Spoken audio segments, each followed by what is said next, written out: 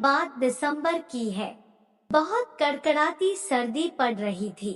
रात का समय है और मोटू सो रहा है और बहुत जोर से खर्राटे भर रहा है। मोटू के खर्राटे की वजह से पतलू को नींद नहीं आ रही, लेकिन कुछ समय बीतने के बाद पतलू की सो जाता है। लेकिन जब रात को 12 बजते हैं तो अचानक पतलू की नींद खुल जाती है। पतलू को कुछ सुनाई देता है।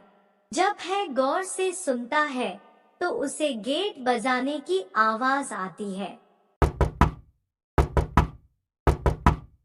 फिर पतलू दरवाजा खोलकर बाहर जाता है तो देखता है बाहर एक आदमी खड़ा है और उसके ऊपर सोने का प्रकाश आ रहा है। उस आदमी को देखकर पतलू डर जाता है। फिर वह आदमी पतलू से कहता है, तुम्हारा नाम पतलू है, मैं जानता हूँ। आज से ठीक 2 दिन बाद तुम्हारे दोस्त मोटू की मौत होने वाली है। तुम लोगों ने हमेशा दूसरों की मदद की है, किसी को परेशान नहीं किया और बड़ों का कहना माना है।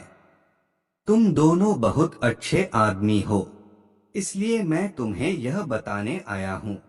2 दिन बाद मोटू की मौत हो जाएगी। यह सुनकर पतलू बहुत जोर से रोने लगता है। बाबा, मोटू के बिना मैं भी मर जाऊंगा। मोटू से मैं बहुत प्यार करता हूँ। मोटू मेरे बचपन का बहुत अच्छा दोस्त है। आप कोई उपाय बताइए, कोई तो उपाय होगा मोटू की जान बचाने का। फिर वह आदमी बोलता है, उपाय है, लेकिन वह उपाय बहुत कठिन है। क्या तुम उस उपाय को कर पाओगे क्या?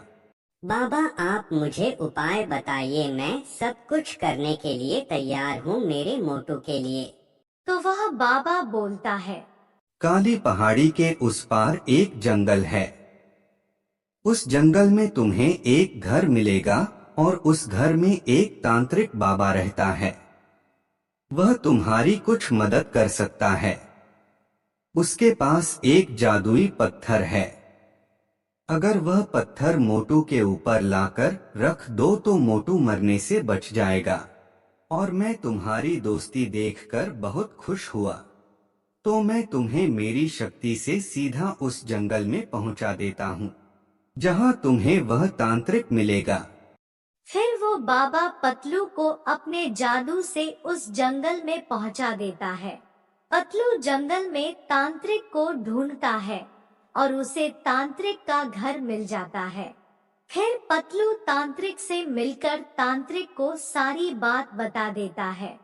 फिर तांत्रिक बोलता है, लेकिन तुम्हें मेरे एक सवाल का जवाब देना पड़ेगा। अगर तुम्हारा जवाब सही निकला तो मैं तुम्हें वह पत्थर दे दूंगा। फिर पतलू बोलता है, मैं आपके सवाल का जवाब दूंगा, बस आप मेरे मोटू को बचा लीजिए कैसे भी करके। आप अपना सवाल पूछिए।